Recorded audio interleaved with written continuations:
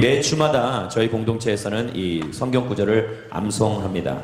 오늘도 어김없이 저희들 저번 주에 주었던 말씀 로마서 5장 8절 말씀을 할렐루야 놀라셨나요? 그러나 저희들 또 은혜로 저희는 항상 은혜가 있기 때문에 자막을 보시면서 외우시고 외우신 분들은 저와 함께 눈을 감고 같이 암송해 주시면 감사하겠습니다. 로마서 5장 8절 말씀입니다. 같이 외워보겠습니다. 우리가 아직 죄인 되었을 때에 그리스도께서 우리를 위하여 죽으심으로 하나님의 우리에게 대한 자기의 사랑을 확증하셨느니라. 아멘. 하나님께서 자기 자신의 사랑을 우리에게 누구를 통하여서? 그리스도 예수를 통하여서 사랑을 확증하셨다. 오늘 이 말씀을 마음 가운데 새기시고 우리 귀한 종려 주일 이 말씀을 같이 듣도록 하겠습니다. 오늘 말씀을 보시면은 여러분들 예수님께서 이 8장 이 초반부를 사실 보셔야 되는데요. 1장부터 4장까지 이 4장까지의 흐름을 보시면 많은 사람들이 예수님을 구름대같이 모여서 따랐다라는 것을 말씀은 이야기하고 있는 것이죠.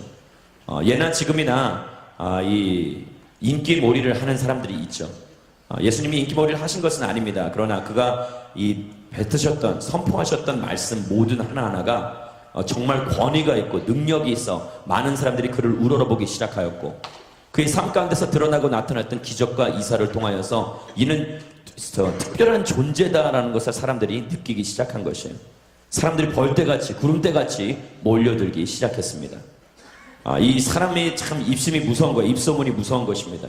누가 어디가 맛있다라는 그 맛집으로 모든 이들이 다 몰리듯이 양재의 새로 연 커피숍 거기가 맛있다라고 구름대같이 몰려가서 그 커피를 마시려고 비싼 돈을 주면서 굉장히 후회했어요.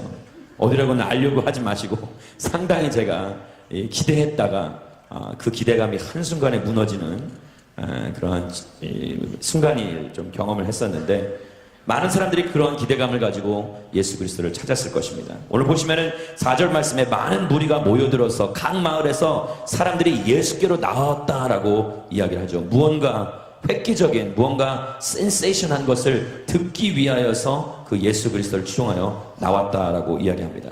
그런데 그 많은 사람들이 모였을 때 예수님께서는 알기 쉽고 간편하게 그냥 그들이 쉽게 알아들을 수 있도록 그냥 십자가의 복음을 간단하고 명료하게 선포하면 될 것을 굳이 비유를 통해서 말씀하시는 거예요.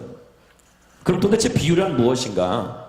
이 파라볼레라는 이 단어죠. 영어로는 parables라는 그런 이 단어인데 도대체 이 비유라는 것은 무엇일까? 성경에는 250개가 넘는 비유가 있습니다. 구약과 신약에 끊임없이 넘나들면서 많은 이야기들을 이 비유로 풀어내는 것이죠. 특별히 예수님의 그 전체 가르침의 3분의 1 이상이 비유로서 이루어짐을 통하여서 예수님께서 얼마나 이 비유를 강조하셨는가, 이 비유를 통해서 말씀을 전하셨는가를 우리가 알 수 있죠. 마태복음 13장 34절의 말씀을 보시면은 이런 말씀이 있습니다. 예수께서는 사람들에게 이 모든 것을 비유로 말씀하셨습니다. 비유가 아니면 아무 말씀도 하지 않으셨습니다. 말씀이 그렇게 이야기할 정도로 그가 이 비유를 통해서 그의 메시지를 그 당시 많은 사람들에게 그를 추종하고 따르는 많은 사람들에게 전달하였다라는 것을 이야기하는 것이죠. 도대체 이 비유라는 것이 무엇일까? 이 파라볼레라는 아까 제가 말씀드렸던 이 헬라어 파라볼레라는 것은 다름 아닌 이 합성어죠. 두 단어가 합쳐진 것입니다. 이 파라라는 단어와 이 볼레라는 단어 두 단어가 합쳐진 것인데 파라라는 단어는 줄을 따라 옆에 가지런히라는 의미가 있고요. 그리고 볼레라는 것은 던지다라는 의미가 있습니다. 어떤 이 권위적 행위, 힘있게 던지는 것, 뿌리는 것을 연상시키는 것이죠. 그래서 어떤 것을 가지런히 던져주어서 비교하도록 도와준다라는 뜻이 바로 이 비유의 의미인 것입니다. 이 모든 이 영적 진리, 일상생활에서 일어날 수 있는 그러한 일들을 통하여서 우리의 삶 가운데서의 영적인 삶 속에서도 그것이 적용될 수 있다라는 것을 영적 진리를 비춰볼 수 있다라고 이야기하는 것이 바로 비유라고 이야기하는 것이죠. 비유의 목적은 다른 것이 아니라 이 진리를 알고 있는 사물들과 비교하여서 관심 없는 이들에게 진리를 감추나 그러나 진리를 사랑하는 이들에게는 진리를 더하게 하고 더욱 사모하게 만드는 흥미있게 만드는 그런 예언을 성취하는 그런 방법이 바로 비유인 것이다라고 말씀은 이야기하는 것이죠. 예수님께서 이 말씀을, 이 비유를 통해서 말씀하실 때 4절에 보시면은 많은 무리들이 있었으나 9절 말씀을 보시면은 소수의 제자들만 이 비유의 뜻이 무엇인가 예수님께 물으러 왔다는 것이죠. 비유는 모든 사람들에게 뿌려집니다. 권위적으로 하나님께서 다 뿌리십니다. 그러나 모든 사람들이 이 비유에 반응하는 것이 아니라 소수의 사람들만 이 비유에 반응을 하게 되어 있다는 것이죠. 그래서 거절하는 자에게 진리를 숨기려는 의도가 담겨져 있고, 받아들이려고 하는 자에게는 더 보여주시고자 하는 거룩한 의도가 숨겨져 있는 것이 바로 비유인 것입니다. 예, 할렐루야. 비유를 자꾸 얘기하니까 비상하지 마시고, 웃자는 얘기입니다. 예, 마음이 강팍해지신 것 같아요. 예, 할렐루야. 마음이 부드러워지게 되기를 주의 이름으로 축원합니다. 이 비유에 대해서 조금 더 깊게 살펴보기를 소망합니다. 이 비유라는 것은 또 하나 중요한 메시지가 담겨져 있습니다. 예수님께서 그가 던지신 마태복음 13장, 특별히 이 비유에 대해서 우리가 잘 알아야 되는 이유는 이 많은 이단들이 이 비유를 통해서 자신들의 메시지를 전달하려고 하고, 오늘날 캠퍼스와 이 학원가를 누비고 다니는 이단들이 많이 있죠. 그들이 가장 주장하는 것이 핵심적인 포인트가 바로 이 비유인 것입니다. 그렇기 때문에 그러한 거짓된 것들, 이 진리를 왜곡하는 것들에서 자기 자신을 보호할 수 있는 방법은 다른 것 하나예요. 진리를 알면 되는 것이에요. 할렐루야. 이 거리에 보면은 이 수많은 이 가짜들이 난무하고 있죠. 예전에 제가 처음에 그 이태원에 한번 가고, 이태원에서 막 정말 가짜 오메가 시계, 반짝반짝 빛나는 그 시계가 저의 이름을 부르는 것 같았어요. 제가 그 반짝반짝 빛나는 것들을 상당히 좋아했기 때문이죠. 그런데 중국에 한번 가고 나니까 이태원은 아무것도 아니에요. 중국의 어느 거리, 한 거리를 갔는데 거기에 정말 제가 원하는 그런 것들이 다 있는 거예요. 도대체 막 그런 거 보면서 너무 기뻐서 막 그냥 긁어 모으듯이 한 열 몇 개를 막 주렁주렁 차면서, 예, 굉장히 기분 좋아서 다시 돌아왔는데, 보니까는 다 이제 가짜였던 것이죠. 가짜인 걸 모르고 순진하게 그냥 그것을 다 샀던 저의 모습. 그런데 다른 것 없어요. 그런 것들, 이 가짜들을 분별해내는 방법은 이건 뭐가 잘못됐고 저건 이거 뭐가 잘못됐다라고 우리가 꼬집어서 이야기할 수 있는 것이 아니라 다른 것 없습니다. 가짜를 공부하는 것이 아니라 진리를 공부하면 가짜는 드러나게 되어 있어요. 할렐루야. 여러분, 진리를 공부하시면 되는 거예요.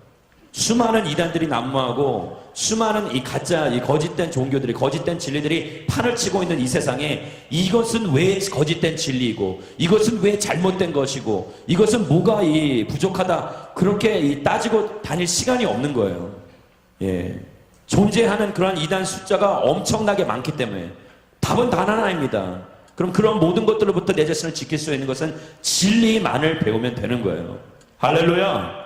진리이시고 생명의 말씀 대신 예수 그리스도를 붙잡을 때 우리 안에서 모든 것이, 그러한 이 혼란스러움이 해결될 수 있다라는 것을 말씀은 이야기하고 있는 것입니다. 여러분들, 오늘 씨 뿌리는 비유에 보면서 우리 몇 가지 깨달아야 할 사항이 있는데요. 중요한 것은 이겁니다. 씨 뿌리는 자는 누구일까요? 하나님이시라는 것이죠.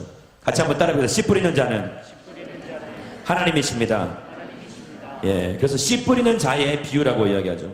죄송합니다. 제가 이 하트를 여기다 붙였었는데 저도 많이 궁금해 하셨을 거예요. 제가 조금 있다가 이 설교 중간에 하나님의 영이 임할 때 농담이고, 이 중간에 준비된 부분에 제가 이 부분에 대해서 좀 말씀을 드릴 텐데요. 이게 자꾸 떨어져서 제가 이 부득이하게, 혹시라도 희망 서포터스, 전 목사님이 희망 서포트를 안 하는구나, 그렇게 여기지 마시고, 뒤에 종이가 붙었는데 이렇게 접촉이 되지가 않아서 그러니까 이해하시고 마음 어려워하지 않게 되기를 소망합니다. 계속해서 말씀 보도록 하겠습니다.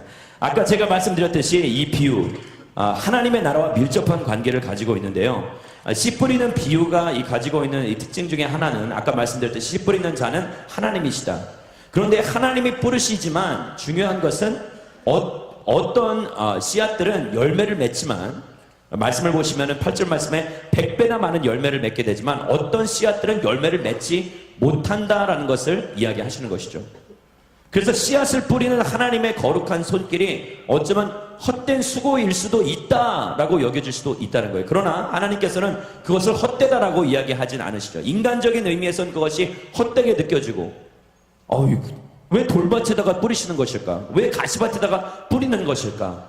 우리는 의아해할 수도 있겠지만 그것은 당연시 그 당시에 팔레스타인 지역에 있는 사람들이면 모두 다 공감할 수 있는 부분이었기 때문에 그렇다는 것이죠.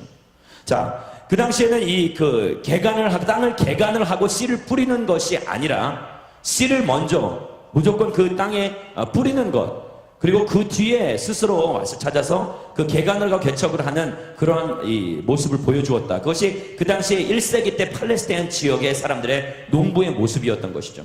땅을 개간할 수 있는 능력도 없었을 뿐더러 그러한 도구를, 제대로 된 도구를 갖추고 있지 않았기 때문에 일어난 현상들입니다. 오늘날 우리가 가지고 있는 그런 현대 문명, 그런 과학의 발달된 그 기술을 가지고 땅을 개간하고 나서 모든 것을 옥토로 만든 다음에 뿌리면 될 것 아닙니까? 라고 주장하시면 상당히 섭섭한 것이죠. 오늘 이 말씀을 그러한 그 맥락에서, 그러한 관점에서 조금 더 깊이 살펴보기를 소망합니다.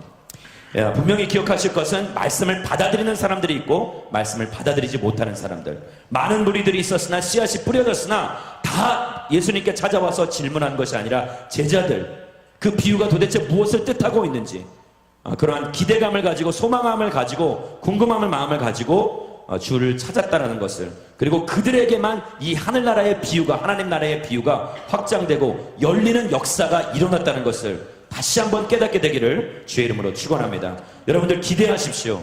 하나님 나라를 기대하고 소망하시고 계속해서 끊임없이 질문하시고 갈급해 하시는 여러분들이 되기를 주의 이름으로 축원합니다. 우리 한번 옆에 분들 바라보면서 이렇게 인사하겠습니다. 영적인 갈급함이 있게 되기를 소망합니다. 우리 안에 그 영적인 목마름과 영적인 갈급함이 멈춰버린다면 우리는 성장이 멈춰버린 것과 마찬가지인 것입니다. 나에게 있어서 더 음식을 먹고 싶고 섭취하고 싶고 영양분을 섭취하고 싶고 끊임없는 그러한 이 갈급함, 그런 욕구가 사라진다면 여러분, 그거는 심각한 이 병이 있다는 증거예요. 제가 고기를 사랑합니다. 제가 이 금요일날, 할렐루야, 이거 누가 그런 끔찍한 제 동영상을 웹사이트에다 올렸어요. 예. 금요일날 저희 MC들 수련회가 있어서 저희들이 금요 예배를 마치고 이제 갔는데 삼겹살이 기다리고 있는 거예요. 할렐루야. 얼마나 감사한지. 정말 하나님 삼겹살 주셔서 감사합니다. 그리고 기도 잠깐 하고, 예, 제가 그냥 막 먹기 시작했어요. 고기에다 고기를 싸먹고, 예. 저는 이 상추나 이런 거는 장식용이지 밥은 장식용입니다. 고기가 전부예요. 그래서 고기를 막 먹고 그러는데 지체들이 막 이상한 사진을 찍고 동영상을 찍고, 예, 전 목사의 이 목회 커리어를 아예 망가뜨리려고 작정을 한 인사, 예, 그런 거 빨리 내려주십시오. 저도 보진 않았어요. 그런데 그 말씀을 보면서 이 고기 언젠가는 이 나의 식욕이 이렇게 살아나는 걸 보면서, 야, 나는 아직 죽지 않았구나. 아직도 내가 20대구나. 부록의 나이이지만 아직도 이 고기를 보면서 이렇게 팔팔한, 예? 고기 큰 거를 한 입에 이렇게 삼키는 그런 나의 열정을 바라보면서, 할렐루야. 여러분, 하나님의 말씀도 마찬가지인 거예요. 영적인 세계도 하나님의 말씀에 대하여서 내가 그 사모하는 마음과 기대하는 마음과 그런 갈급함이 사라져 버렸다면 나의 영적인 삶에 심각한 문제가 있다는 적신호예요. 사랑하는 여러분, 말씀이 궁금해지게 되기를 주의 이름으로 축원합니다. 하나님이 더욱더 궁금해지게 되기를 축원합니다. 궁금해 하셔야 돼요. 하나님이 도대체 무엇을 말씀하고 계신지, 이 말씀이 도대체 무엇을 뜻하고 있는 것인지, 도대체 하나님께서 나의 삶 가운데서 무엇을 가르치시고 무엇을 보이려고 하시는지를 여러분들 깨달을 수 있어. 그것에 대한 심각한 궁금증이 있어야 되고 목마름이 있어야 한다는 것입니다. 그렇게 찾아온 당신의 백성들에게 예수님께서는 그들을 실망시키지 않고 당신의 백성들에게 이 하나님 나라의 비유를 잘 풀어서 해석해 주십니다. 자, 중요한 것이죠. 아까 씨 뿌리는 자에서 대해서 언급하였듯이 나머지 두 가지 중요한 것이 있습니다. 예수님께서는 씨앗과 밭의 종류에 대해서 말씀을 하고 계십니다. 먼저 이 씨앗은 도대체 누구이냐? 씨앗이 도대체 무엇인가? 뿌려진 씨앗이 도대체 뭔가? 누가복음 8장 11절의 말씀에 보시면은, 누가복음 8장 11절의 말씀 보시면은 이렇게 이야기합니다. 8장 11절 말씀 띄워주세요. 같이 읽겠습니다. 시작. 비유의 뜻은 이와 같다. 씨는 뭐라고 되어 있습니까? 하나님의 말씀이다 라고 되어 있습니다. 그래서 말씀이 떨어지는 것이죠. 그런데 요한복음 12장 24절에 보시면은 이 큰 맥락에서 봤을 때는 이것이 말씀이지만 말씀 곧 자체가 누구이냐를 성경은 이야기해주고 있죠. 요한복음 12장 24절의 말씀을 보시면은 제가 읽어드릴게요. 내가 진실로 진실로 너희에게 말한다. 밀알 하나가 땅에 떨어져 죽지 않으면 한 알 그대로 있고 죽으면 많은 열매를 맺게 된다. 할렐루야. 너무 중요한 말씀이에요. 왜? 요한복음 12장 24절이 얘기하고 있는 것은 그 밀알 하나가 땅에 떨어져. 그 밀알이 누구를 뜻하는 것입니까? 예수 그리스도거든요.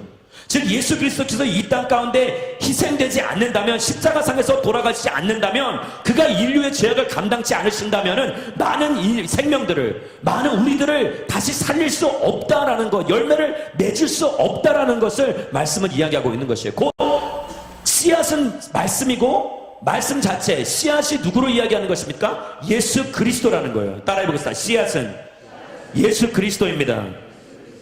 자기 자신이 씨앗이라고 증거하고 말씀하고 계신 거예요. 좁게는 그리스도이시고 넓게는 말씀으로 이 씨앗을 표현할 수 있다는 사실을 여러분들 꼭 염두에 두시고 말씀을 깊게 살펴보기를 소망합니다. 자, 그렇다면 이제 중요한 오늘 이 비유의 핵심 포인트라고 이야기할 수 있는 밭의 종류에 대해서 깊게 살펴보겠습니다. 먼저는 길가와 같은 마음입니다. 따라해보겠습니다. 길가와 같은 마음. 단단하고 갇혀진 마음이죠. 귀로는 들으나 생명이 발생하지 않는 것, 뿌려짐이 있습니다. 그러나 길가에 있기 때문에, 땅이 굳어져 있기 때문에, 딱딱해져 있기 때문에 오늘날로 이야기하면 마치 아스팔트와 같이 견고한 것이죠. 그렇기 때문에 그 씨앗이 아무리 생명력이 있는 씨앗이라 하더라도 이 단단하고 굳어져 버린 그 밭을 파고들 수 없다라는 것을 말씀은 이야기하고 있는 것입니다.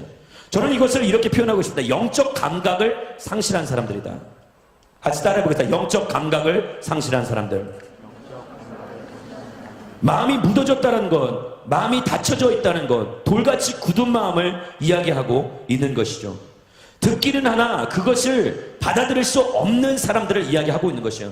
이 말씀은 나와는 별개의 말씀이다. 아무런 상관이 없다라고 한 귀로 듣고 한 귀로 흘러버리는, 그러니 어떤 현상이 일어나는 그런 마음밭을 이야기하고 있는 것이죠.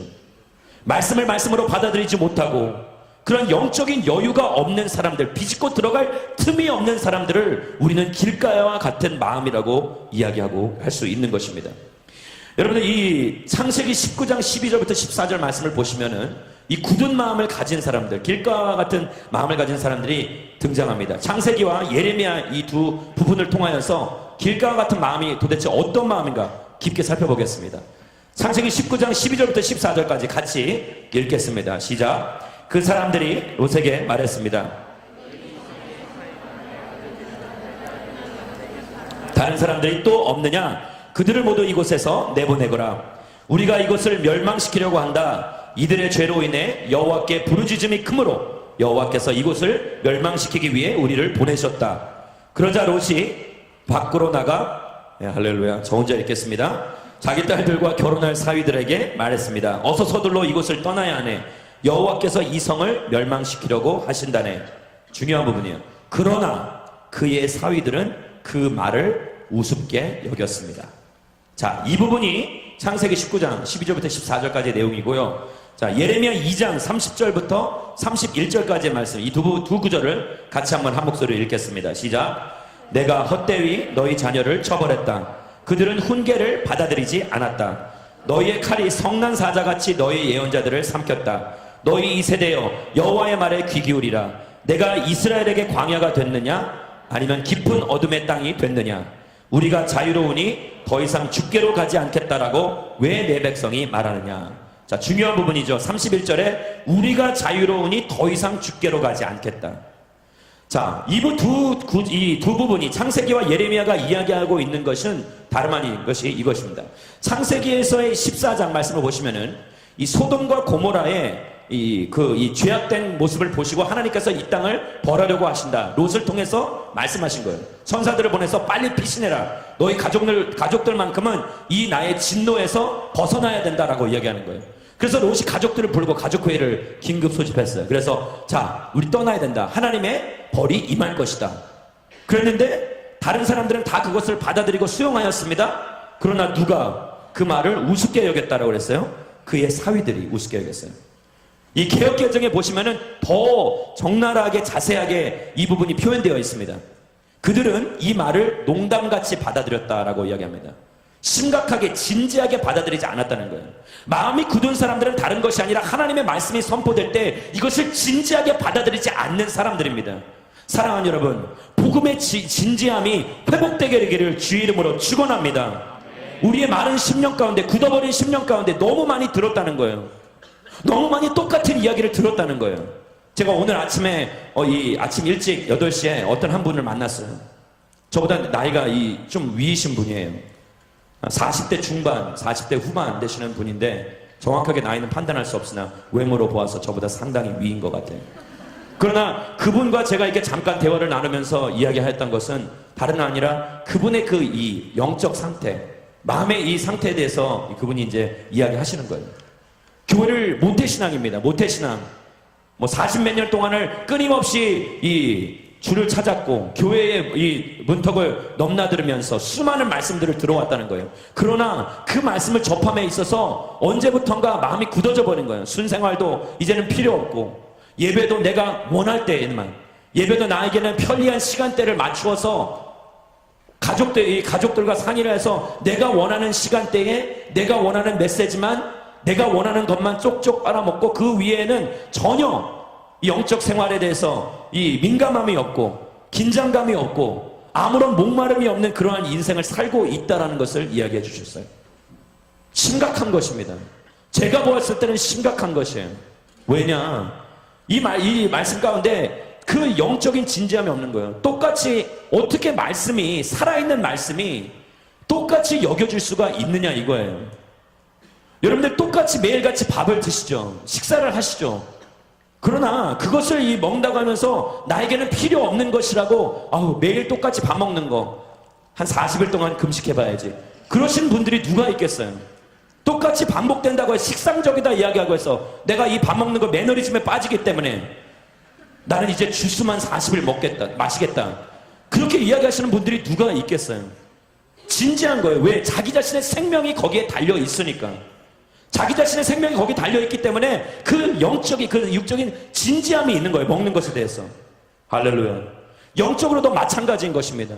이것이 만약에 우리의 생명이 달려있는 것이라고, if it's life or death, 내 생명과 죽음, 이 생사가 달린 문제라고 여기신다면 여러분들 이 영적인 문제에 대해서 민감하게 반응하셔야 된다는 거예요. 거룩한 하나님의 말씀이 선포될 때에 진리의 말씀을 아멘으로 화답하며 받아들이시고, 그리고 무엇보다도 이것에 대해서 진지하게 고민해 보셔야 된다는 거예요. 할렐루야. 아무렇지도 않게 여기지 마시란 말이에요. 오히려 튕겨내는 것도 괜찮아요. 그러나 제발 이것은 나와 아무 상관이 없다라고 여기지 않게 되기를 주의 이름으로 축원합니다. 되리어 반문하시는 분들이, 되리어 반감을 일으키시는 분들이 거기에 대한 관심이 있기 때문에 그런 것이죠.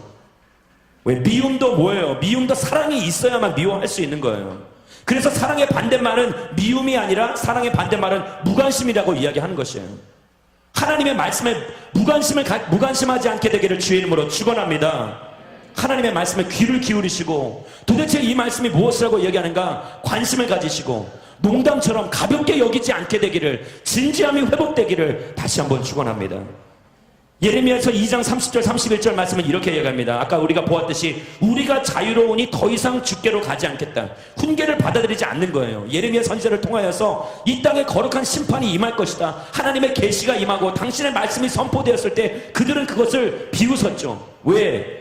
이 땅이 우리가 자유로우니 더 이상 주께로 갈 필요가 없다는 거예요. 소돔과 고모라가 좋았던 사위들은 똑같은 거예요. 야, 우리가 이렇게 잘 살고 있는데, 우리가 이렇게 잘 먹고 잘 살고 있는데 모든 것이 풍요하고 모든 것이 순조롭게 잘 이루어지고 내가 원하고 뜻한 대로 일들이 잘 척척척 맞아떨어지고 내가 계획 세운 대로 순풍에 돛단 듯이 내 인생은 정말 탄탄대로를 걷고 있는데 도대체 누가 필요하냐? 내가 여기서 도망가라고? 내가 누군가 필요하다고? 내가 예수 그리스도를 받아들여야 된다고? 절대 그렇게 생각하지 않는다는 것입니다. 그런 사람들을 성경은 이야기합니다. 마음이 굳어버린 사람들이라고 하는 거예요.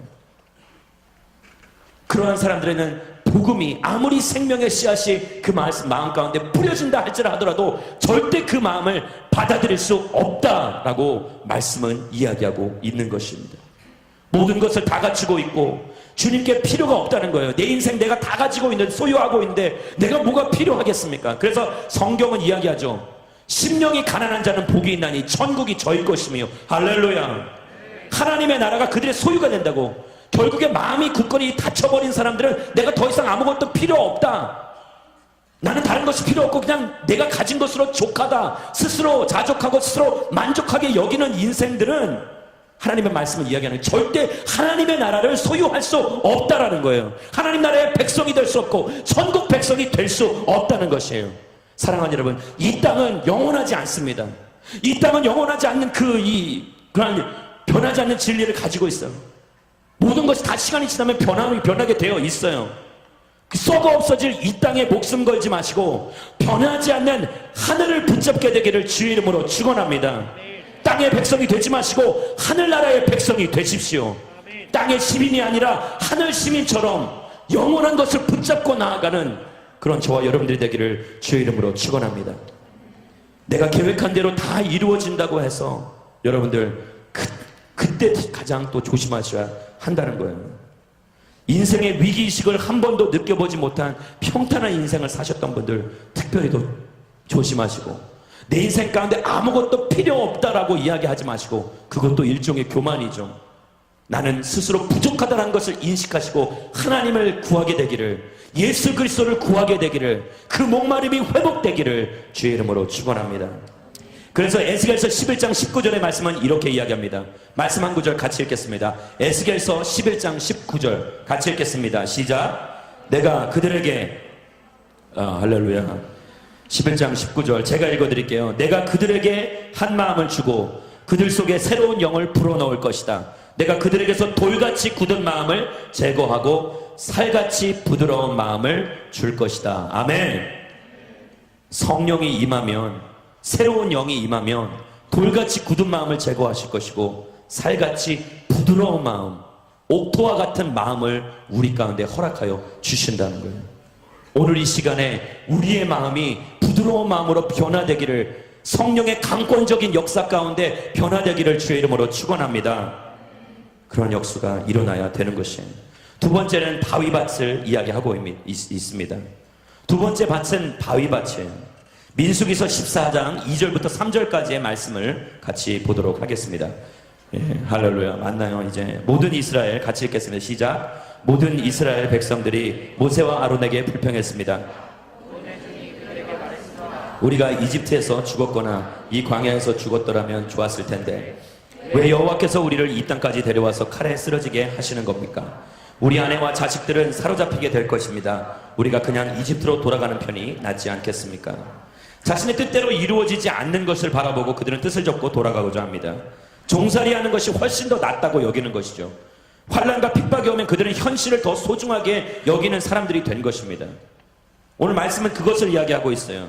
바위 위에 떨어진 것은 하나님의 말씀을 듣고 기쁘게 받아들이지만 뿌리가 없어서, 뿌리가 없는 나무는 이 아주 약한 바람에도 쉽게 넘어질 수밖에 없는 것이죠.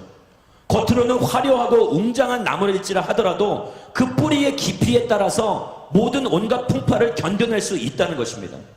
겉으로 보기에는 신앙생활을 잘하고 있는 것 같아 보여요. 겉으로 보기에는 정말 순장으로서, 리더로서 모든 이 삶의 영역 속에서 정말 선하고 좋은 것들만 드러내고 나타나는 것 같이 보여지는 사람들이 있다는 것이에요. 그러나 그들은 뿌리가 깊지 않습니다. 말씀이 그들의 삶 가운데서 그들을 지탱해주는 그 뿌리가 되지 못하기 때문에 조금 바람이 흔들고 조금 가진 풍파가 조금 임하면은 땅이 흔들리게 되면 쉽게 뿌리째 뽑혀져 버리는 것이 뿌리가 없는 나무요, 뿌리가 얕은 나무라고 말씀은 이야기하고 있는 것입니다. 사랑하는 여러분, 뿌리 깊은 나무가 되기를 주의 이름으로 축원합니다.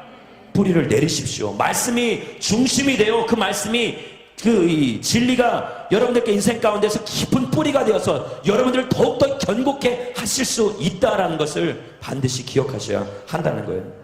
여러분들 뭐 쉽사리 무언가를 포기하고 내려놓는 사람들, 끈기 없고 인내심이 없는 사람들, 그러나 겉으로 보이기에는 무언가 반응하는 것 같이 보이는 사람들, 여러분들 예배 가운데 보시면 특별히 우리 부흥회나 그런 수련회 특별한 예배를 가시면은 많은 사람들이 다른 사람들이 막 움직이니까 자기도 반응하게 되는 거예요. 제가 이 수련회 때 제 전도사 시절 때 첫 번째 수련회를, 외부 수련회를 강사로서 초청을 받았어요. 너무 기뻤어요. 제가 막 엄청나게 준비를 많이 했습니다. 저에게 주어진 시간은 40분. 그러나 제가 40분 분량이 아닌 21페이지를 빽빽하게, 할렐루야, 그래서 정말 빽빽하게 적어서 갔어요. 제가 아직도 기억합니다. 한 40명 남짓하게 모이는 그런 집회였어요. 조그만 집회였어요. 그래서 앞에서 정말 열정적으로 이 시간을 오버하면서 뒤에 전도사님이 막 기다리면서 초조하게 시계를 바라보면서 막 시간을 가리키고 막 뭔가 잘못된 막 안절부절 못하는 그러한 상황 가운데서 저는 막 복음을 전한 거예요. 너무 기쁘고 흥분되기 때문에. 할렐루야. 그런데 이 딱 앞에 있었던 한 자매가 있었던 거예요. 딱 막 자매가 어느 한 부분에서 막 울기 시작하는 거예요. 근데 그 자매가 막 울고 시작하니까 막 다 우는 거예요, 다. 40명 되는지 막 형제들까지 이제는 동원돼서. 이 말씀이 막 계속해서 진행되는 가운데 전체가 막 울음바다가 돼요. 저도 막, 그들이 우니까 저도 막 울고, 은혜가 있구나. 하나님 감사합니다. 막 그래서 제가 막 다 쏟아부었어요.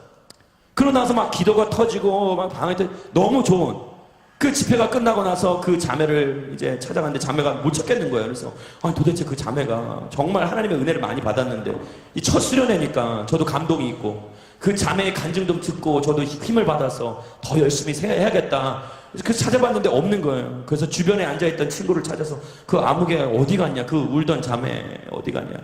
그랬더니 저를 바라보면서 굉장히 안타까운 눈초리로 저를 바라면서 그 친구가 집회 오기 전에 남자친구랑 헤어져서 너무 마음이 아파서 집회 끝나자마자 울면서 갔다고. 알고 봤더니 그 자매가 남자친구랑 헤어져서 운 거였어요. 너무너무 화가 나고 제 자신이 창피하고 부끄럽고 수치스러워서 차마 이 얘기를 아무 데도 못했는데 이제는 자유로워졌어요. 할렐루야. 과거가 더 이상 나를 붙잡지 못하는 거예요. 여러분, 근데 그 상황 가운데 저는 분명히 이해하는 것은 그렇게 한 자매가 울면서 영문도 모르는 거예요. 그 자매의 이 스토리를 알고 있는 사람들은 알겠죠. 그러나 그것을 모르고 있었던 다른 사람들까지도 거기에 휩싸여서, 여러분 이것을 뭐라고 얘기하냐, 감정적인 그냥 휩싸임입니다. 감정적으로 사람들 이 분위기에 휩싸여서, 감정에 휩싸여서 그냥 거기에 자신을 내던진 것 뿐이에요. 의탁한 것 뿐이에요. 마치 영화극장에서 슬픈 영화를 보듯이, 마치 슬픈 드라마를 한 편 보듯이 거기에 감정에 휩싸여 몰입하여서 듣다가, 몰입하여서 그것을 보다가 마치 그 스토리가 내 스토리인 것 마냥 착각을 하고, 그래서 거기에 잠깐 감정이 몰입되어 있다가 그건 뭐예요? 눈물 한 번 흘리고. 그러나 그것을 우리가는 뿌리라고, 신앙의 뿌리라고 이야기해서는, 착각해서는 안 된다라는 거예요. 할렐루야. 말씀은 분명히 이야기하고 있는 것입니다. 그러한 이 마음, 무언가를 쉽게 포기하고 내려놓는 사람들, 뿌리가 없기 때문에, 감정적인 요소, 말씀이 뿌리가 되지 않냐고 내 감정이 뿌리가 됐을 때는 그것은 절대적으로 얕은 뿌리가 밖에 될 수 없다라는 것을 말씀은 이야기하고 있는 거예요. 주님에게 나아간다고 헌신합니다. 누군가 일어서서 주님 결단하시고 하나님의 나라를 위해 뜁시다 그러면 누가 일어서니까 자기도 일어서야 될 것 같고, 누가 박수를 치니까 자기도 박수를 쳐야 될 것 같고, 누가 손을 드니까 자기도 손을 들어야 될 것 같고, 주변에 있는 분위기에 압도되어서 거기에 상황에 이끌림 바 되어서 자기 자신도 그렇게 감정적으로 몰입하고 일어서는 사람들, 사랑하는 여러분, 말씀이 뿌리가 되지 않는다면, 그 깨달음이 중심이 되지 않는다면, 진리가 중심이 되지 않는다면 감정에 의해서 치우치지 않게 되기를 주의 이름으로 축원합니다. 자기 스스로를 기만하는 것이요, 자기 스스로를 속이는 것이요, 그리고 더 나아가서 다른 사람들도 헷갈리게 하는 그런 끔찍한 결과를 초래할 수 있다는 것이죠.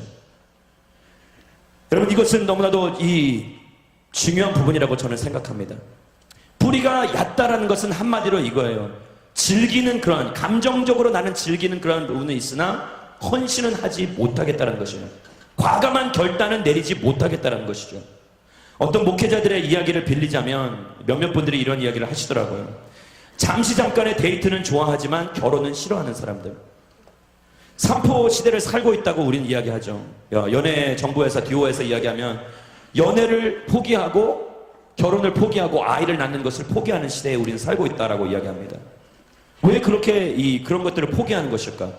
심지어는 연애조차도. 왜 그럴까요? 헌신이 두렵다는 거예요. 이 시대는 자기 자신이 제일 중요하기 때문에 내가 연애를 하고 결혼을 하고 아이를 낳는 그것은 내가 과감한 헌신, 내 인생에 과감한 결단을 내려서 정말 엄청난 희생을 요구하기 때문에 희생을 요구합니다. 제가 연애도 해보았고 결혼도 해보았고 아이도 둘이 있어요. 엄청난 헌신을 요구해요. 저희 아이들을 끝없이 돌봐줘야 돼요. 쉬는 날에도. 그래서 저는 그것을 가정사역이라고 이야기합니다. 그런데 물론 사랑해서 하는 것이죠. 그런데 정말 중요한 것은 그런 헌신이 없는 세대에 우리가 살고 있다는 거예요. 자기 자신밖에 모르는 세대.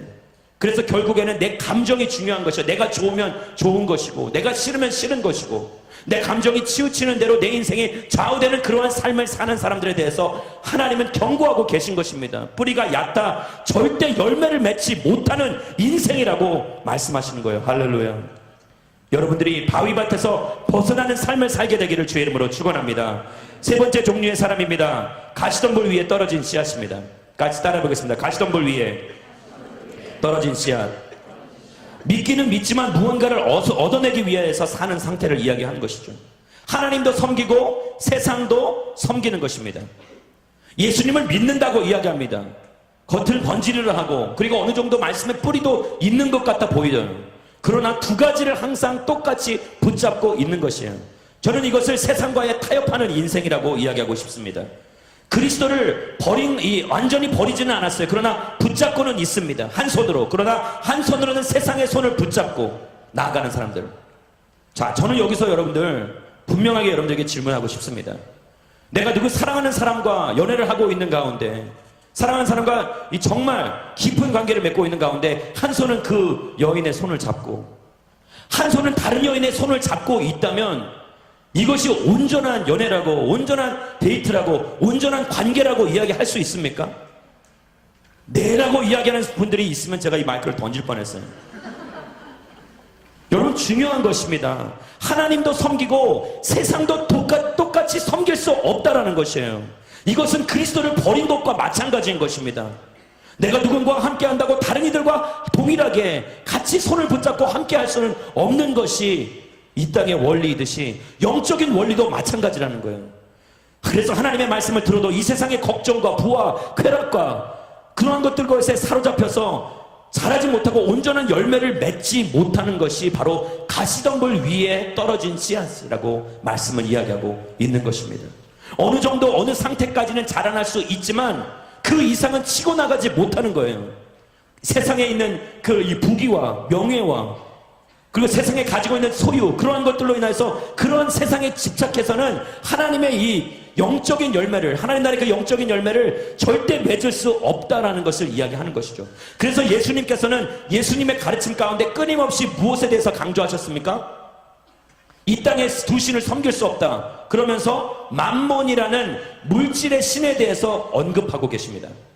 예수님께서 그의 가르침 가운데 상당한 부분을 투자하신 것이 무엇이냐? 바로 이 재물, 물질에 관한 것이에요. 이 땅에 살아가면서 물질을 해서 완전히 자유로울 수는 없습니다. 제가 여러분들 이야기하는 것은 물질을 싫어하라, 물질을 증오하라라고 이야기하지는 않아요. 그러나 물질에 의해서 다스림을 받지 말라는 것이죠. 사랑하는 여러분, 물질을 싫어하시면 저한테 그냥 지갑을 주고 가시면 돼요. 그런데 물질을 싫어하라는 것이 아니라 물질을 하나님보다 덜 사랑하라는 것이에요. 그리고 중요한 것은 그 물질에 의해서 좌우되는 인생을 살지 마시고 창세기 1장 28절의 말씀처럼 다스리는 인생을 사시란 말이에요. 할렐루야. 물질을 다스리며 살게 되기를 주의 이름으로 축원합니다. 물질에 의해 좌우되는 인생 살지 마시란 말이에요. 얼마를 주느냐 거기에 쫓아가는 인생이 아니라 비전에 따라서 나아가는 인생을 사시란 말이에요. 할렐루야. 돈을 조금 더 준다고, 더 나은 상황이 연출될 수 있다고, 더 좋은 상황을 연결할 수 있다고 거기에 현혹되어서 더 많은 것을 추구하는 것이 아니라 하나님이 주신 비전을 따라가는 그런 거룩한 그 청년들이 되셔야 한다는 것입니다. 말씀은 이야기하고 있는 것이죠. 이런 상태의 사람들이 얼마나 많으냐 질문하는 것이에요. 이스라엘, 그 당시 1세기의 이스라엘에도 마찬가지예요. 오늘 아까 정성훈 전사님께서 나오셔서 성전을 보시고 예수님께서 안타까움의 눈물, 그 눈물을 흘리셨다, 희한의 눈물을 흘리셨다라고 이야기하셨죠. 예루살렘 성전을 바라보면서 그렇게 우셨던 예수님, 예루살렘 성전은 그만큼 타락했던 것이에요. 솔직히 이 예루살렘 성전이 헤롯 왕으로 인하여서 다시 새롭게 지어졌을 때 그 성전의 웅장함과 화려함은 과거 솔로몬의 웅장함과 화려함보다 훨씬 더 더했습니다. 왜 그러느냐? 1세기 이 역사학자들은 동일하게 이야기하는 것이 헤롯 왕이 그 당시 유대인들에게 인정받기 위하여서 이방인이었던 그가, 그쵸, 순수혈통 유대인이 아니었던 그가 분봉왕으로서 유대인들에게 인정받기 위하여서는 더 많은 것을 내어 보여줘야 되기 때문에, 더 많은 헌신을 해야 됐기 때문에, 그래서 많은 물질들을 끌어모아서 더 크고 웅장하고 화려한 성전을 지어 주었던 거예요. 겉보기에는 더 화려합니다. 겉보기에는 더 정말 멋있어 보여요. 화려합니다. 그러나 그 안에는 무엇이 담겨져 있나? 인간의 사악한 마음, 추악한 탐욕이 담겨져 있다는 것이죠. 무언가를 바라는 것이죠. 하나님을 섬기고는 있으나, 그를 바라고는 있으나, 교회를 발을 담그고는 있으나, 하나님의 나라의 이 역사를 위하여서 열심히 뛰는 것 같이 보여요. 아우리치도 가고 모든 것을 열심히 하고는 있으나, 그러나 그의 인생 가운데 또 다른 마음은 하나님에게 내가 이렇게 했으니까 보상심리, 나에게 이러한 것들이 떡고물이라도 좀 떨어지겠지, 나의 인생 가운데 언젠간 꽃이 피겠지, 열매 맺게 되겠지, 한 마음으로 두 가지 것을 동일하게 섬기며 나아가는 인생들을 두고 주님께서 이 말씀을 통하여서 그 마음을 적나라하게 고발하시는 거예요. 귀 있는 자는 들을지어다. 사랑하는 여러분, 그러한 마음은 절대 하나님의 열매를 맺을 수 없을 뿐더러 하나님의 마음을 합한 인생을 살 수 없다고 성경은 이야기하고 있는 것입니다. 오늘은 종려주일입니다. 종려주일이 무엇입니까? 아까 말씀드렸듯이 이 주보에도 보면 기재되어 있죠. 예수님께서 이 고난, 마지막 그의 인생 가운데 공생의 마지막 일주일을 예루살렘 성에서 보내셨어요. 왜? 어쩔 수 없이 그곳에 십자가를 지시기 위하여. 그런데 그가 이 예루살렘 성에 들어가신 그 날이죠. 수많은 사람들이 나와서 종려나무 가지를 들고 막 흔들면서 호산나라고 외쳤어요. 호산나. 마태복음에는 그 장면을 이렇게 표현합니다. 성이 진동했다. 성이 진동할 정도로 사람들이 난리가 난 거예요. 환호를 외치고 함성을 지르며. 그러나 거기에는 어떠한 마음이 담겨져 있었습니까? 호산나라는 것은 우리를 와서 구해주시옵소서라는 것이에요. 그리고 그 당시에 종려나무 가지를 흔든다는 것은 그 당시 개선 장군이 전쟁에서, 전투에서 승리하고 당당하게, 위풍당당하게 큰 말을 타면서 그 성을 들어올 때 모든 사람들이 와서 행하는 것이에요.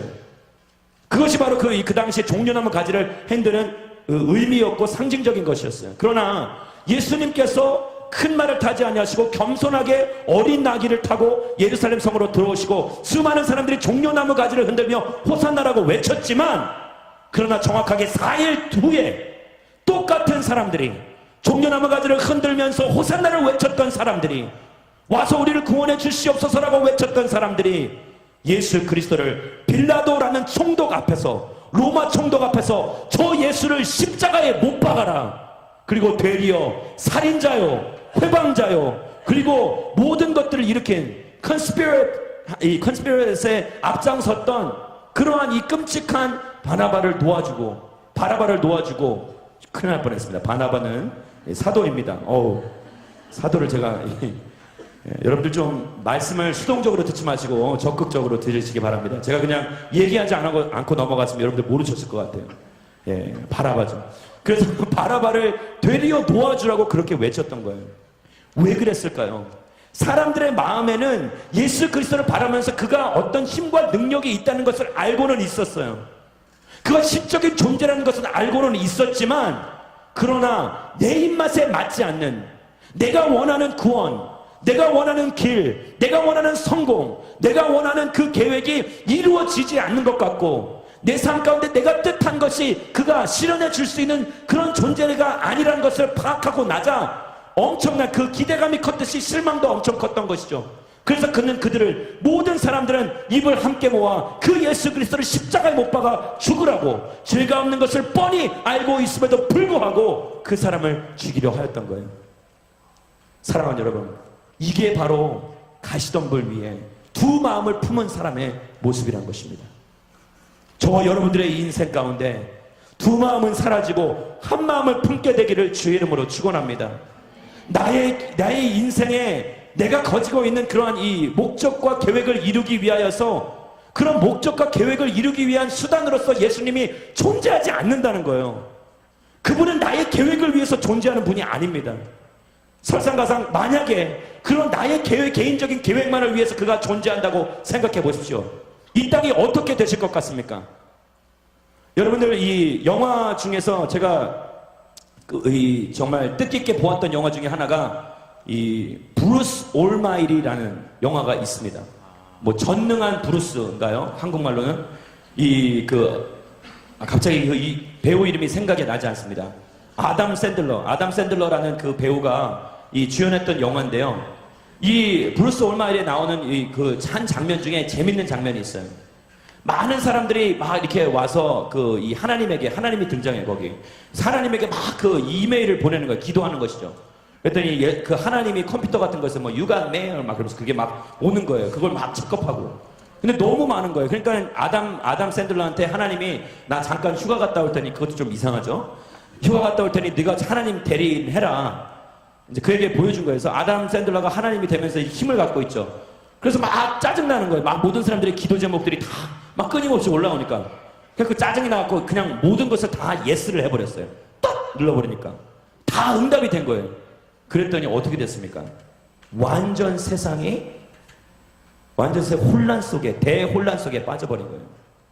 사랑하는 여러분, 내가 원하는 것을 이루는 것, 꼭 그것이 축복만은 아니라는 것을 여러분들 다시 한번 발견케 되기를 주의 이름으로 축원합니다.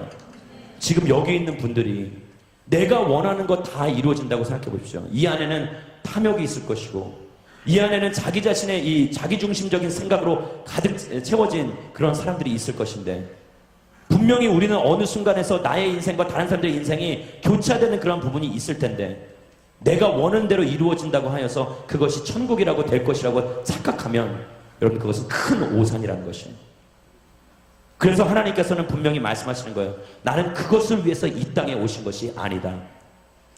하나님께서 이 땅 가운데 오신 것은 우리가 원하는 길로, 우리가 원하는 대로 이루어지는 것을 이루려 하시는 것이 아니라 하나님의 뜻 가운데 당신의 백성들을 인도하려, 당신의 백성들을 아름다운 그릇으로 만들으시려 이 땅 가운데 오셨다는 것을 깨닫게 되기를 주의 이름으로 축원합니다. 그래서 이 땅 가운데 오신 것입니다. 그리고 마지막에 마음밭은 바로 좋은 밭이라고 이야기하고 있습니다. 이 8절, 좋은 땅에 떨어진 이 8절 말씀을, 8장 8절 말씀을 보시면 100배나 많은 열매를 맺었다라고 이야기하죠. 열매를 맺을 수밖에 없는 것, 그것은 끊임없는 영적인 공급이 있어야 된다는 것이죠. 하나님과 나와의 관계가 온전해질 때, 그때는 우리는 비로소 많은 열매를 맺을 수 있는 거예요.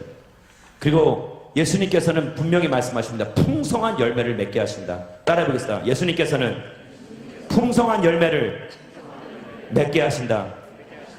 한두 가지의 열매가 아니라 반드시 풍성한 열매를 맺게 하신다라는 거예요. 그러나 여기서부터 우리가 중요한 부분이 있습니다. 말씀이 여기서 끝이 아닙니다. 죄송합니다. 마지막 5분 저를 한번 바라봐 주세요. 예수님께서 이 부분에서 말씀하시는 것은 이제 좋고 착한 땅, 옥토라고도 이야기하죠. 옥토라는 것을 일구는 데 있어서 분명히 말씀하시는 거예요. 많은 메시지들이 여기서 우리가 노력해야 되는 것 같이, 마치 우리가 스스로 가시덤불과 바위를 제거해야 되는 것 같이 성경은 이야기하나 그것은 아닙니다. 분명히 말씀드리지만 땅이 스스로 좋은 땅으로 자기 자신을 변화시킬 수는 없습니다. 우리는 땅입니다. 땅이 내가 바위밭이 되고 가시덤불밭이 되고 그 초이스가 그에게는 없다는 것입니다. 그럼 그 초이스는, 좋은 땅을 만들 수 있는 것은 누구이냐? 좋은 땅을 만드실 수 있는 분은 오직 한 분, 바로 씨를 뿌리는 자이신 하나님 한 분뿐이십니다. 할렐루야! 지금 말씀하고 계신 거예요. 우리는 스스로 아무것도 할 수 없습니다. 로마서 3장 9절과 10절 말씀을 보시면은 기록되기를 의인은 없으니 하나도 없다라고 주님은 말씀하십니다. 죄 아래 있다고, 모든 사람들이 죄 아래 놓여 있다고 말씀하고 있는 것이에요. 그리고 로마서 3장 23절의 말씀을 보시면 모든 사람들이 죄를 지었으므로, 죄를 행하였으므로 하나님의 영광에 이르지 못한다라고 말씀하십니다. 제가 말씀드렸죠. 요한복음 15장 8절의 말씀을 보시면은 이 몇 주 전에 설교였죠. 하나님의 영광에 이르는 것은 열매를 맺는 사람들, 즉 제자의 삶을 사는 사람들은 열매를 맺을 것이요 열매를 많이 맺을 때 너희가 하나님 앞에 영광을 돌리게 될 것이다 라고 요한복음 15장 8절 말씀은 이야기합니다. 즉 뭘 이야기하는 것이냐, 스스로 열매를 맺을 수 없는 존재, 우리는 죄인이기 때문에 열매를 맺을 수 없고, 열매를 맺을 수 없다는 것은 하나님 앞에 영광을 돌릴 수 없다라고 말씀은 이야기하고 있는 것이에요. 그래서 오늘 이 비유에 뗄래야 뗄 수 없는 부분, 가장 핵심적인 부분이요 가장 중요한 부분은 다름 아닌 위로부터 내려오는 불가항력적인 하나님의 은혜라는 것입니다. 할렐루야. 변화의 소지는 바로 주님이 가지고 계신 것이에요. 내가 변화되고 싶어서 변화되는 것이 아니라는 것입니다. 내가 결단한다고 해서, 내가 움직인다고 해서, 내가 몸부림친다고 해서 변화되는 것이 아니라 그분의 도우심이 절대적으로 필요하다는 것을 말씀은 이야기하고 있는 것이에요. 오늘 이사야서 6장의 말씀을 통해서 6장 8절부터 13절까지의 말씀을 보실까요? 보세요. 이 말씀을 보시면은 이사야 이 말씀을 인용하신 거거든요. 예수님께서. 같이 한번 보겠습니다. 이사야서 6장 8절부터 13절까지 말씀. 없습니까? 제가 읽겠습니다. 감사해요. 너무 구절들을 많이 들어서 저기 많이 힘드셨을 것 같아요. 제가 읽어드릴게요. 이사야서 6장 13절만 잠깐 읽어드리겠습니다. 잘 들으십시오. 만약 사람의 10분의 1이 그 땅에 남아 회개할지라도 그들마저 밤나무와 상수리나무처럼 불에 타게 될 것이다. 그러나 그 나무들이 쓰러질 때 그루터기는 남아있듯이 거룩한 씨가 남아서 그 땅에 그루터기가 될 것이다. 여러분은 그 당시 막혀 있었던 이스라엘 백성들의 그러한 처지를 이야기하고 있는 것이에요. 그들은 반드시 하나님의 거룩한 진노 아래 놓일 것이다. 그런데 그들에게 눈과 귀에 막혀있던 백성들의 눈과 귀가 열리게 될 것이고, 언제 그러한 일들이 일어날 것인가? 거룩한 씨가 남아서, 거룩한 씨가 되어 오실 때에 그 눈과 귀가 뚫리게 되어 일 것이고, 황폐한 광야가 회복될 것이고, 그런 것이 누구를 통하여서? 거룩한 씨가 대신, 아까 제가 말씀드렸죠. 씨는 누구라고요? 예수 그리스도. 거룩한 씨가 되신 예수 그리스도께서 황폐한 광야를 회복시키시는 놀라운 능력을 가지고 계시다라는 것을, 상한 심령들을 변화시킬 수 있다라는 것을 말씀은 강조하고 있는 것입니다. 교회에게 그러한 메시지를 주고 있는 것이에요. 수많은 무리들이 그 비유를 들었지만 결국에는 제자들만이 구절의 말씀처럼 이 비유가 무엇인지 뜻하는지 예수님에게 질문하고 주님 앞에 나와서 그 비유의 참된 뜻을 발견하였듯이, 하나님의 말씀이 지금 온누리에 선포되었지만, 모든 이들에게 동일하게 선포되었지만 그 말씀을 다 받아들이는 것이 아니라 이 중에 일부분만 그 말씀을 받아들일 수밖에 없다라는 것을 이야기하고 있는 것입니다. 사랑하는 여러분, 말씀을 알아듣는 이들이 모여야 하는 것이에요. 말씀을 알아듣는 이들이 받아들일 수 있는 것이고, 그 말씀함의 갈급함 가운데 그 말씀이 내 삶 가운데서 놀라운 변화를 가져올 수 있다라는 것입니다. 여러분들, 이 창세기 3장과 이사야서 8장의 말씀을 보시면서 제가 이 부분에 대해서 다시 한번 더 깊게 설명해 드릴게요. 왜 우리는 예수 그리스도가 아닌가를 말이에요. 저에게 조금만 더 시간을 주십시오. 괜찮아요. 하셔도 돼요. 죄송합니다. 창세기 3장 17절 18절에 이렇게 이야기합니다. 땅은 아담이 죄를 지어서 범죄하여서 땅에서 쫓겨났을 때 하나님께서 그 저주, 땅의 저주에 대해서 이야기하시는 거예요. 이렇게 이야기합니다. 내가 일평생 수고야 땅에서 나는 것을 먹을 것이다. 18절 말씀에, 3장 18절 말씀에, 땅은 내게 가시덤불과 엉겅퀴를 내고 너는 밭의 식물을 먹을 것이다. 타락 이후에 가시떨기가 주어지고 이 세상이 내어놓는 모든 결산물들, 이것은 죄악된 것이라고 이야기하고 있는 것이에요. 인간이 만들어내는 것, 여러분, 좋은 것이죠. 인류를 평안하게 만들고. 그러나 다이너마이트도 원래는, 화약도 인류의 평화를 위해서 만들어진 거예요. 아인슈타인이 핵을 발견했을 때, 뉴클리어스를 발견했을 때도 인류의 평화를 위해서 발견한 것이지 원자폭탄, 핵폭탄을 만들기 위해서 발명한 것이 아닙니다. 여러분, 이 땅의 모든 과학과 문명, 수고하고 헌신해서 이루어낸 결과가 뭔지 아세요? 서로가 더 서로를 끔찍하고 잔인하고 더 빠르고 더 많이 죽일 수 있는 것. 아닌 것 같습니까? 인터넷이 발달되면서 뭐가 더 올라갔는지 아세요? 성범죄가 급격하게 올라갔어요. 성매매가 급격하게 올라갔어요. 사랑하는, 물론 좋은 면도 있어요. 그러나 이 땅에 있는 과학과 문명이 발달되면서 삶은 더 피폐해지고 더 황폐해졌다는 것이에요. GNP 인구의 이 대한민국 1년 소득이, 평균 국민 소득이 훨씬 더 높아졌습니다. 그러나 반면에 기부는 급격하게 줄어들고 범죄율은 증가했어요. 2013년도에 나온 통계입니다. 여러분, 왜 그럴까요? 왜 삶은 더 편해지고 더 나아지고 윤택해져야 되는데 왜 더 살기 힘들어질까요? 왜 더 많은 사람들이 자살을 하고 왜 더 많은 사람들이 더 심각한 우울증에 빠지고 예전에는 듣도 보지도 못했던 그러한 정신병에 사로잡힌 것일까? 근래 미국에서는 SNS를 많이 하는 사람들, 페이스북을 많이 하는 사람들을 그것을 정신병이라고 이제 거기에 대한 정의를 내렸어요.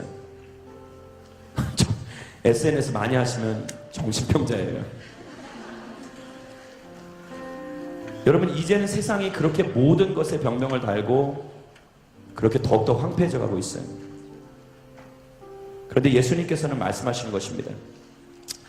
예수님께서는 친히 뭐라고 말씀하시냐? 이사야서 8장에 보시면은 자기 자신이 부딪히는 바위가 될 것이고 함정과 올가미도 되실 거라고 말씀하세요. 그러면서 스스로 그런 인생을 사셨어요. 자기 자신의 인생 가운데 왜 많은 사람들이, 제사장들이, 율법주의자들이, 바리새인들이 그들을 바라보며, 그 예수님을 바라보면서 넘어졌어요. 그리고 예수님께서는 거기에다 분명히 말씀하신 것이죠. 그러한 바위였던 존재였고, 그러나 거룩한 씨앗이었고, 그러나 자기 자신이 직접 죽어서 낮아지고 완전히 십자가를 매달림에 통하여서 그 거룩한 헌신을 통하여서 철저하게 죽어져야만이 많은 사람들이 살아날 수 있기 때문에, 그래서 하나님께서는 친히 스스로 가시덤불이 되어서 들어야 될 사람들을 보호하시고, 그리고 하나님을 거부하는 사람들을 스스로 쳐내시고, 그리고 그 대신 자기 자신을 스스로 미랄이 되어서 희생하며 이 땅 가운데 당신의 백성들의 아름다운 열매를 맺게 하신 것입니다. 그것이 바로 십자가의 역사라는 것입니다. 옥토는 한순간에 옥토되는 것이 아니라 그 땅이 부드러워져야 되고 온전한 걸음이 있어야 되고 반드시 누군가의 희생이 있어야만 되는 것. 그래서 주님은 친히 자기 자신이 희생되어서 미랄이 되어서 이 땅 가운데 거룩한 열매를 맺겠다라고 말씀하신 것입니다. 밭은 스스로 옥토가 될 수 없어요. 나는 스스로 거룩한 사람이 될 수 없어요. 저는 그걸 너무나도 뼈저리게 느끼고 있습니다. 제가 여러분들 앞에서 회개하고 싶은 것은, 저는 여러분들을 늘 변화시키려는 마음을 가지고 있었어요. 제 주변에 있는 사람들을 끊임없이 변화시키고 싶었어요. 왜 이들이 변하지 않는 것일까? 내 힘과 노력과 의지로서 사람들을 변화시키고 싶었어요. 그래서 내 노력대로, 내 뜻대로, 내 계획대로 사람들이 변하지 않는다면 상당히 불쾌하고 상당히 기분 나빠했어요. 저는 MC들이라고 미니스트리 코디네이터, 사역을 담당하는 13명의 리더십들이 있어요. 저희 공동체에. 저는 그들에게 어제 화를 냈어요. 왜 내 말을 안 듣는 것이냐? 내가 이렇게 하면 변화됐다고 할 수 있는데 왜 너희는 제발 왜 내 말을 안 듣느냐? 리더십들에게도 화를 냅니다. 왜 말씀을 보지 않느냐? 물론 제가 화를 내는 거 여러분들 오해하지 마세요. 막 이 욕하고 뭐 뿌시고 그런 거 아니에요. 그냥 화나면 그냥 가만히 있어요. 저는 조금 과격한 행동 뭐 뒤에 가서 하고 좀 그러죠. 그러나 말을 하지 않습니다. 행동을 하면 사람들이 다치기 때문에. 그러나 그러한 마음조차도 하나님께서 이 말씀과 어제 제가 준비했던 말씀 가운데서 주셨던 마음은 네가 사람을 변화시킬 수 없다는 거예요. 전현규 목사, 네가 뭔데 사람을 변화시킨다는 거예요. 너의 얄팍한 계획과 너의 그런 생각과 너의 아집과 고집으로서 사람을 변화시키려 하지 말고 하나님이 당신의 백성들을 변화시킬 수 있도록 너는 그저 거룩한 도구가 될지어다 라고 말씀하시는 거예요. 세상을 변화시킨다고요? 아니요. 우리가 세상을 변화시키는 게 아니라 하나님이 변화시키는 거예요. 우리가 아니어도 하나님은 이 세상을 말씀으로 창조하셨어요. 하나님이 이 땅을 당신의 아들을 누군가의 요청에 의해서 보내주신 것이 아니라 willingly, 자기 자신이 스스로 자발적으로 사랑하기 때문에 독생자를 보내주신 거예요. 그리고 그가 이루어 가실 것입니다. 우리는 그 원대한 계획에 저 좀 껴주시면 안 될까요? 우승팀에게, 그 챔피언십 팀에게 내가 가서 하나님 저 좀 이 팀에 끼워주시면 안 될까요? 라고 제가 스스로 자발적으로 외쳐서 거기에 지금 합류되어 있는 것 뿐입니다. 내가 하는 것이 아니라 우리를 통해 역사하시는 하나님께서 일하시는 거예요. 그래서 너희는 가만히 있어 하나님의 하나님 되심을 알지어다 라고 말씀하시는 거예요. 할렐루야. 우리의 인생이 스스로 내가 나가서 하나님의 일을 그르치고 망치는 것이 아니라 하나님이 나셔서 일하시는 것, 내가 스스로 잠잠히 있어 하나님의 하나님 되심을 직접 목독해 되는 그런 거룩한 삶을 살게 되기를 주의 이름으로 축원합니다. 우리 시간에 같이 한번 말씀 붙잡고 기도했으면 좋겠어요. 그래서 히브리서 12장 2절 히브리서 저자는 이렇게 얘기합니다. 믿음의 창시자여 완성자 되신 예수 그리스도를 바라봅시다. 그가 완성시키실 것이에요. 오늘 시간에 우리 같이 한번 기도하실 때 우리의 삶 가운데서 믿음을 허락하여 주시고 그 믿음을 완성시켜 주실 예수 그리스도만을 바라보게 하여 주시옵소서. 우리는 가만히 있어 하나님의 하나님 되심을 알게 하여 주시옵소서. 하나님, 내가 자꾸 나의 인생을 변화시키려고 하고 끊임없이 나는 노력하지만 그러나 변화되지 않는 나의 모습을 바라보며 변화되지 않는 세상을 바라보며 안타까워하고 마음 아파하고 섭섭해하나 주님, 그러한 것들로부터 자유로워질 수 있는 것은 하나님의 능력과 하나님의 부어주시는 그 절대적인 사랑과 은혜를 깨달을 때 우리는 자유로워질 수 있다는 것을 알게 하여 주시옵소서. 오늘 이 예배 가운데 주님 임하여 주셔서 당신의 백성들이 절대적인 자유함을 누리게 하여 주시옵고 주님 안에서 평안함을 얻게 하여 주시옵소서. 하나님, 무엇보다도 하나님이 하시는 일들, 그 거룩한 옥토를 만들어 가시는 일에 조금씩 우리가 동참케 하여 주시옵고 우리 자신을 내어드리는 오늘 이 예배가 되게 하여 주시옵소서. 오늘 이렇게 결단하시는 분들마다 하나님, 내가 더 목말라 하겠습니다. 하나님의 거룩한 진리를 더욱더 목말라 하고 더욱더 갈급해 하겠습니다. 주님, 그 영적인 갈급함을 우리에게 허락하여 주시옵고 주를 바라보게 하여 주시옵소서. 그렇게 기도하시는 분들마다 우리 이 시간에 가슴에 손을 얹고 그 자리에 일어서서 기도하기를 소망합니다. 하나님, 역사하여 주시옵소서. 내가 아닌 하나님이 일하도록 나는 가만히 있게 하여 주시옵소서. 주여, 한번 부르짖고 통성으로 기도하며 나아가겠습니다.